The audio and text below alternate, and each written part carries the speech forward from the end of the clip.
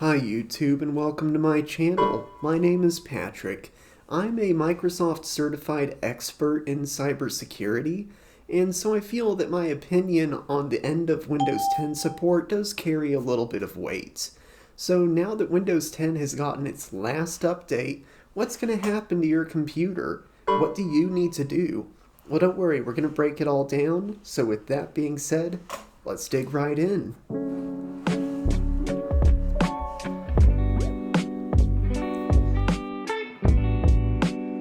So on October 14th, earlier this week, Windows 10 got its final update. Now, I do expect Microsoft to issue a couple of emergency patches for really wormable exploits, but for the most part, you're kind of on your own when it comes to Windows 10 security. Now, no, your computer is not going to stop working overnight. It's still going to function exactly as it always has. Except at this point, any new flaws that are discovered in Windows 10 are not going to be fixed. That means as the clock ticks on, your odds of being compromised only increase. So here's why it matters.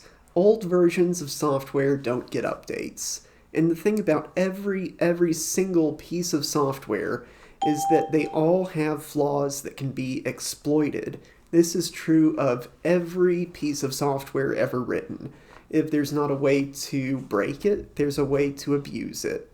And so, at this point, all of those flaws that live inside of Windows 10, they're just waiting to be discovered.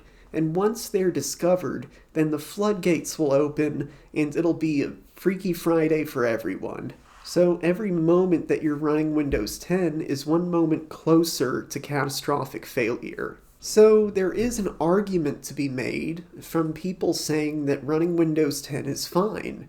They say that you'll be secure as long as you practice common sense.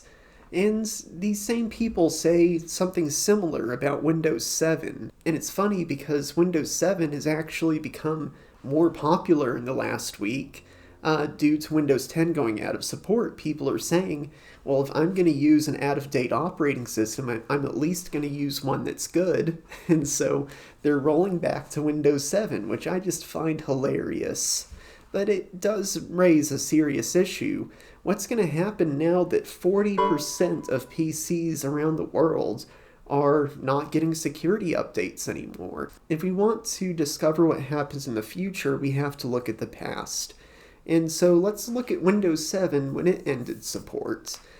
Pretty soon after, there were some horrible bugs, including one wormable exploit.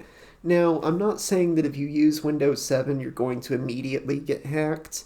That's not how it works. For the most part, with Windows 7, you still have to perform an action to be compromised. The problem is that action can be something as small as previewing an image or loading a website. And I'm sorry, but there's no amount of common sense that you can apply that's going to stop a malicious advertisement from running some sketchy JavaScript code. It's just not going to happen. And so if you're using Windows 7 or now at this point Windows 10, you are putting yourself at pretty serious risk and for not much gain. So you might be wondering what happens next. Well, I expect over the next year or so there are going to be some pretty serious Windows 10 vulnerabilities that reach the market. I think that there will probably be a wormable exploit. I mean, looking at the history of previous versions of Windows, when Windows 7 went out of support in 2019, a wormable exploit was found. When Windows XP went out of support, a couple years later, a wormable exploit was found. And so I expect something similar to happen with Windows 10. When this happens, I do think Microsoft will issue an emergency patch, because you have to realize 40% of computers are still running Windows 10, which is not a big problem at all. This is totally fine. So what can you do as an individual to protect yourself? Well, you have a few options. The first thing you should do is sign up for the extended 1 year of security updates that Microsoft is offering. It's $30, you pay $30, you kick the can down the road, and you can deal with this when it's not an emergency. So I would recommend paying Microsoft the $30. The alternative is to use a Microsoft account to back up your system settings. Then they'll give it to you for free. So you have to wonder, how much money is that data worth? Maybe it's better in my interest to pay $30 and not have that.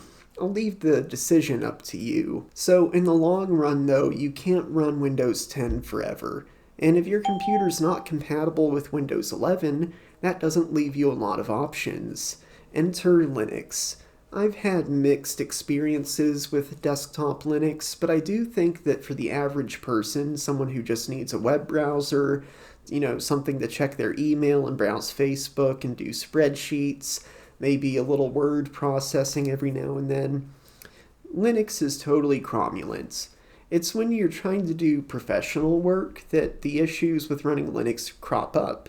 For example, if you're a graphic designer and you collaborate with clients and other graphic designers, then you want to use the same tools they're using, and that means the Adobe products usually. And you don't have access to these industry standard tools on Linux.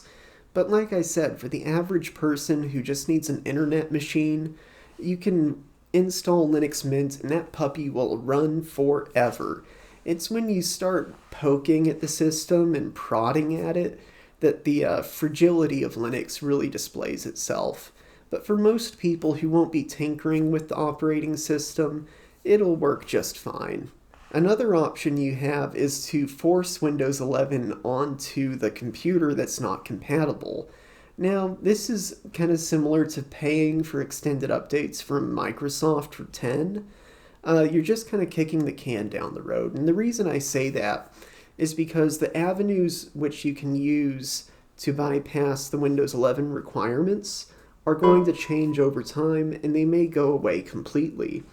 An issue that you run into with a manual installation, with a forced manual installation of 11, an issue you run into is that you can't upgrade between major versions using Windows Update.